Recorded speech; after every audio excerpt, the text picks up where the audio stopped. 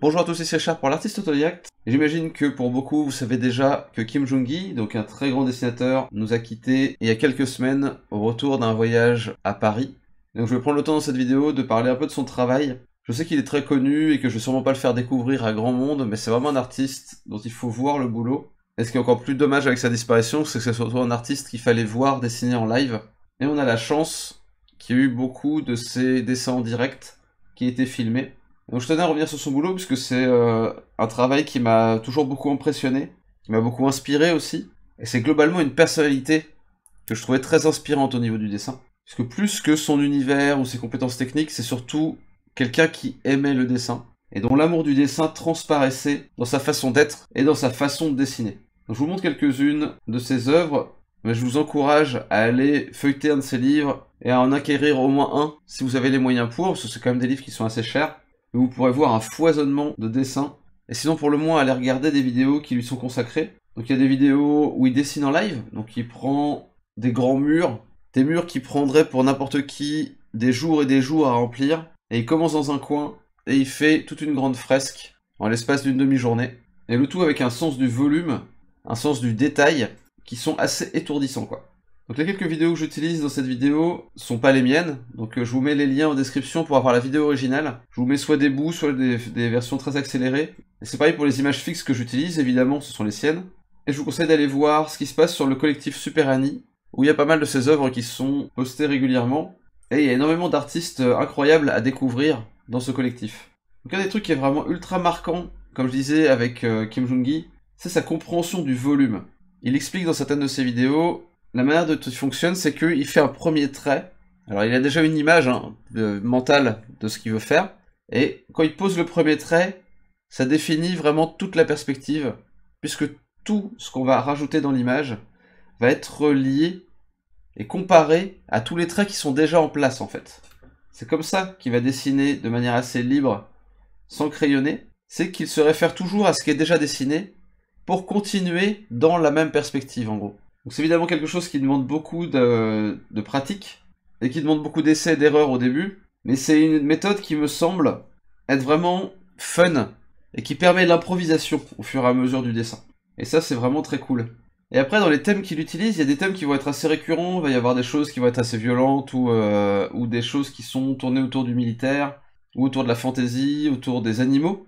Et tout ça c'est des thèmes qu'il a vraiment explorés à fond, et il l'explique aussi dans pas mal de ses vidéos. Il ne peut dessiner correctement que ce qu'il comprend. Donc il a vraiment dessiné beaucoup d'humains dans tous les sens, il a vraiment dessiné beaucoup d'animaux dans tous les sens, et c'est des sujets qu'il comprend profondément. Ce qui lui permet de les dessiner librement. Je sais qu'il y a des gens que ça peut décourager en fait de voir que certaines personnes arrivent à dessiner comme ça, sans modèle, sans référence, des choses très complexes comme des animaux, comme des humains, dans des perspectives compliquées. Mais ce qu'il faut voir c'est que il ne part pas vraiment d'aucune référence. C'est des références qu'il a construites dans sa tête petit à petit, en regardant, en observant, en dessinant d'après référence, très souvent, et du coup en emmagasinant comme ça des images mentales. Et petit à petit, il a construit des modèles 3D dans sa tête de tout un tas de choses. De corps humains, de voitures, d'armes, d'animaux, de bâtiments, etc., etc. Ce qui fait qu'après, il peut les ressortir de sa tête. Comme je dis régulièrement dans les cours, on peut pas faire sortir de sa tête des choses qui sont pas d'abord rentrées. Donc il faut étudier les choses, et après on va pouvoir les réutiliser plus librement. Et Kim Jung-gi c'est vraiment l'exemple typique de ça. C'est un gars qui dessinait tout le temps. De ses 3-4 ans jusqu'à l'âge de sa mort, à 47 ans je crois, il a dessiné tous les jours, 10 heures par jour, minimum. Quand il était en interview, il dessinait. Quand il était avec ses potes, il dessinait. Quand il était en voyage, il dessinait. Quand il était en vacances, il dessinait. Et après, évidemment, pour son boulot, il dessinait également. Alors tout le monde va pas avoir cette passion du dessin à ce niveau-là. Mais c'est un exemple typique du fait que plus on dessine, meilleur on devient. Et la grande différence de Kim Jung-gi par rapport à énormément d'autres personnes qui apprennent le dessin ou qui ont essayé de dessiner un peu, c'est la quantité de dessins qu'il a pu produire. Et donc ça, il a pu faire ça pendant toutes ses premières années, et depuis quelques années, peut-être une dizaine d'années, il commençait à enseigner pas mal.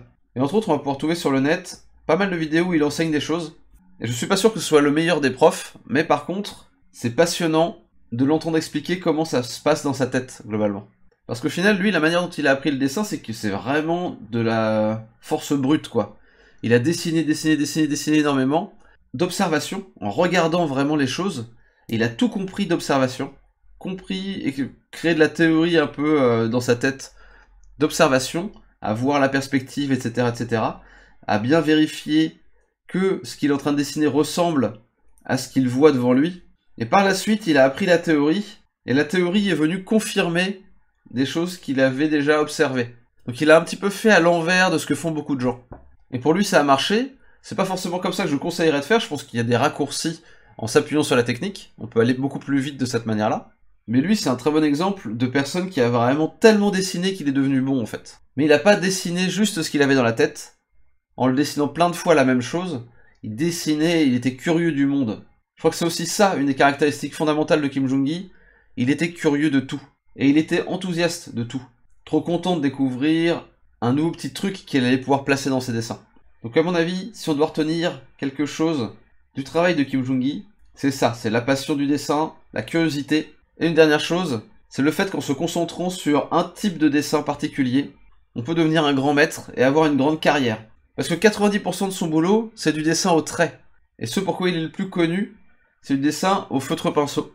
Et il n'a pas eu besoin de faire de la 3D, pas eu besoin de faire de la peinture numérique, il n'a pas eu besoin de faire du photobash, etc., etc. Il s'est vraiment concentré sur ce qui lui plaisait lui, et il en a fait une carrière. C'est un parfait exemple de ce que peut donner une certaine forme de spécialisation.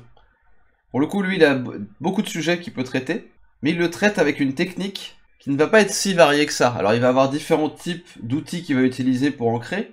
De temps en temps, il va faire un peu de couleur, mais globalement, sa grande base de dessin au trait va être appliquée quel que soit le sujet. Et c'est ces fondamentaux-là qui sont ultra solides, qui sont vraiment au cœur de son dessin et de toute sa carrière. Donc voilà à mon avis les leçons qu'on peut retenir de Kim Jong-gi.